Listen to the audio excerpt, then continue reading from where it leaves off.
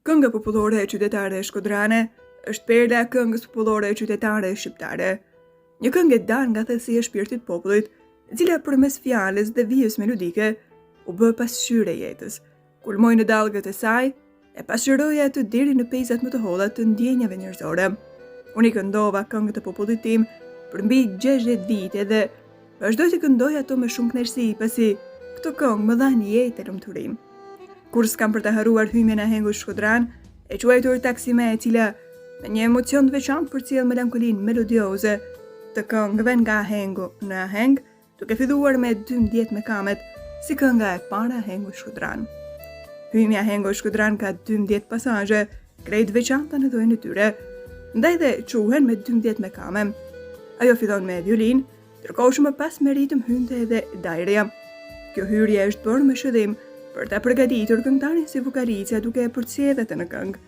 Mbas hyrjes fillonte ahengu dhe përshëndetjet ishin të pranishme nga të gjithë ndëgjuesit. Mbas kësaj ka vazhduar ahengu, duke ju përmbajtur rregullave të caktuara nga ahengjit e vjetër, të cilat i ka mësuar dhe zbatuar edhe unë gjatë gjithë karrierës sime artistike. Ahengu Shkodran ka pas disa veçori të tjera, si rregulli e disiplina, radhitja e këngëve e tjerë. Ahengjit e vjetër nuk kanë lejuar të kalojnë nga ahengu në aheng, ose si është thënë në atë kohë, nga një raper tek tjetra. Në ahengun Shkodran, vetëm në ndonjë rast të radhë, mund të jetë kënduar 2 herë një këngë. Secila këngë ka patur vendin e vet. Edhe kur nga ndonjë dëgjues është kërkuar interpretimi i ndonjë këngë, nuk është prishur rregulli, por i është thënë se edhe asaj këngë do t'i vijë radha. Pra, i është plotësuar dëshira, por pa e prishur radhën e këngëve. Ndryshe ndodh sot kur një këngë me kërkesën e dëgjuesve mund të këndohet edhe 5 herë radhazi, duke sjellë shqetësim tek disa të tjerë, por edhe monotoni. Karakteristiket kënduarit të ndër ahengje ka qenë edhe të shqiptuarit të qartë të kuptueshëm të vargjeve nga ana e këngëtarëve, por edhe të një të dëgjuarit të pastër nga ana e dëgjuesve. Kjo jo vetëm që shprehje e respektit për poetin anonim, por edhe për ata që u njihe autorësia, pasi siç dihet, një pjesë të mirë të këngëve qytetare u dihe edhe historia e krijimit të tyre. Këtë karakteristikë unë jam përpjekur ta asimiloj e aplikoj në çdo këngë që kam kënduar, ta nxjerr fjalën të kuptueshme, t'i jap asaj timbrin e tekstin e duhur, veçanërisht në mbyllje të strofës ku kulmon edhe mendimi poetik. Ndryshe kënga nuk ka kuptim, por që the disa fjalë mirën vesh e disa jo. Për shiket e këngës, kjo ka qenë domosdoshmëri që fjalat të tingëllonte bukur e të futej mirë në vesh. Në gëzime të ndryshme familjare, sot vihen re disa dukuri të tjera, të cilat në thelb nuk kanë gjetur përbashkët me ahengun Shkodran, edhe pse aktualisht jemi larg të qenit të tillë. Sot është e kundërta. Sa fillon ahengu, le ta pranojmë për një moment se në një dansëm bëhet aheng i tillë. Fillon zhurma, ngrihen hov për të vallëzuar, shoqëruar me thirrje të ndryshme sa nuk dihet se çfarë thuhet. Kjo atmosferë vetëm të shqetëson. Unë do të thoja se në gëzime të tilla dhe këndimi dhe vallëzimi kanë vendin e tyre, kohën dhe kënaqësinë e vet. Kush është e hetur për vallëzime gjithë çfarë soje e klithma të ndryshme, le të shkojë në diskotekë, pasi aty është vendi adap për të kërcyer e kënduar pa mbarim dhe sipas shefit. E pranojmë se jeta ka ndryshuar dhe është në zhvillim, por duhet të pranojmë se edhe ahengu duhet të ruhet me fanatizëm. Pasi në të është shkrirë talenti, fantazia e shpirti i brezave të tërë krijuesish me emër anonim. Ndryshe nuk mund t'i themi më aheng Shkodran. Sot fatkeqësisht, aheng ka pak dhe ai që ekziston po ecën në rrjedhën e biznesit. Në këtë libër unë mendova të paraqes edhe fillimet e mia si këngëtar dhe ahengji, shprehet mjeshtri Shoqëria Lushi në librin e tij Ahengu Shkodran me dha jetë. Përmes këtyre rreshtave është shkruar edhe një pjesë e historikut të ahengut Shkodran. Qysh fëmim, isha e apasionuar pas këngës popullore e qytetare e Shkodrane, këndoja me shokët, herë duke imituar këtë, e hera të këngëtar të njohur të kohës. Çudonte që prindrit më mirënin në gëzime të ndryshme familjare dhe atje humbisja pas këngëtarëve e orkestrantëve. Mbaj mend një herë në moshën 12 vjeç, këndova në një vend dhe njerëzit më dëgjuan me qejf. Në një rast tjetër bënin aheng Yunus Gushta dhe Enver Anadolli. Yunusi i binte e fizharmonikës, kurse Enveri Dajres. Ju afrova dhe fillova të këndoja edhe unë. Zëri im atyre u bëri përshtypje nisën të diskutonin mes tyre. Mbaj mend se aty Junusi e pyeti Enverin se djali i kujt ishe. Enver Anadolli i tregon se ky është djali i Alushcenit. E kam dëgjuar edhe një herë tjetër dhe ka zë të bukur.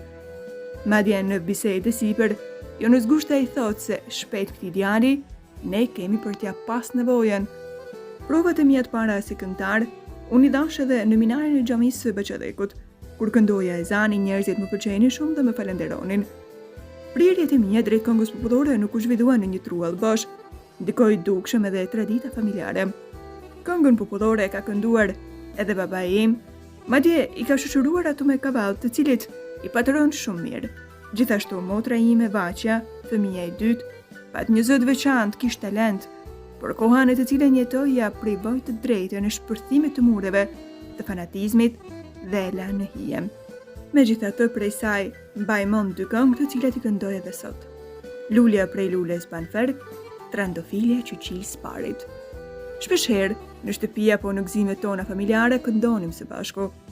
Këtë traditë familjare, unë jam përpjekur të përcjell edhe tek djali im Fai Kalushi, në mënyrë të veçantë duke e njohur e ja bërë sa më të dashur ahengun e këngën popullore shkodrane.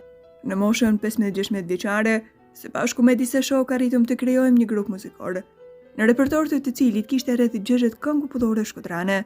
Grupi përbëhej në atë kohë prej Ragip Shaqiri i Zaganjori, i cili i banonte në lagjën qaf dhe si fizarmonicist për kohën, qendër më të talentuarit. Hasan Zeneli Kraja nga Kuqi, violinisti apasionuar dhe i talentuar. Ismet Kraja nga Beçadeku që i binte dajres dhe ishte një djalë shumë simpatik. Baza e këtij grupi që në Kuq mbasi Hasani kishte mundësi më të mira se ne dhe nuk kursehej të vinte shtëpinë e tij në dispozicion për prova që bënim. Fillimisht punuam për harmonizimin sa më të mirë të muzikës me këngëtarin, por paralelisht edhe për zgjerimin e repertorit. Kur fituam një lloj sigurie, nisëm të bëjmë ahenge edhe në përdasma aty përreth, dhe nga njerëzit dëgjonin vetëm fjalët e mira. Ragipi, që një njeri jashtëzakonisht i mirë, virtuoz dhe kërkues. Për arsye të tij, ai u largua përjetësisht nga Shqipëria, por unë e kujtoj me madh respekt, pasi ai ka ndikuar tek unë me gjithçka të mirë që pati. Nuk jeton e Ragipi, por nuk jeton as Ismeti, të cilin e pata edhe kumshil.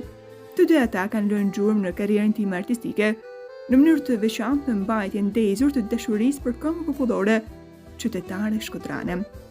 Respekti për këngëtarët dhe instrumentistët e kohës më ka shoqëruar vazhdimisht, por rastësia ndonjëherë ka përcen edhe rrjedhë normale.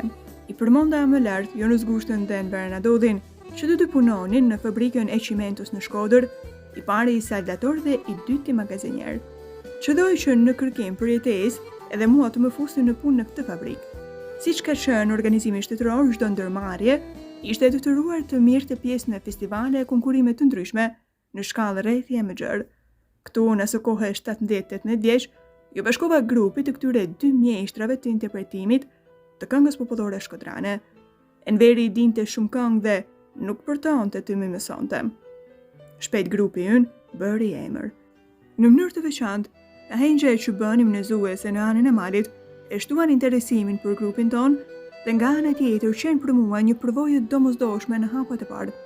Jam ndarë nga ky grup për arsye familjare pasi ata ishin të martuar me fëmijë dhe kishin detyrimet të tjera.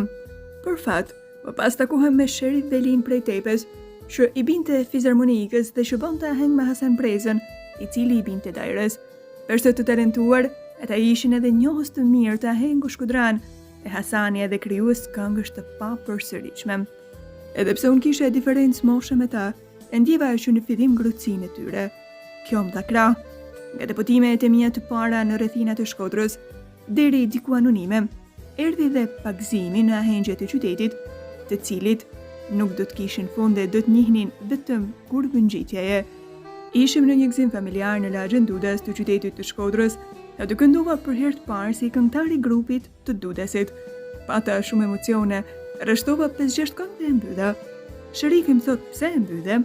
I thash se m'vinte zor para këtyre mjeshtrave të mrekullueshëm.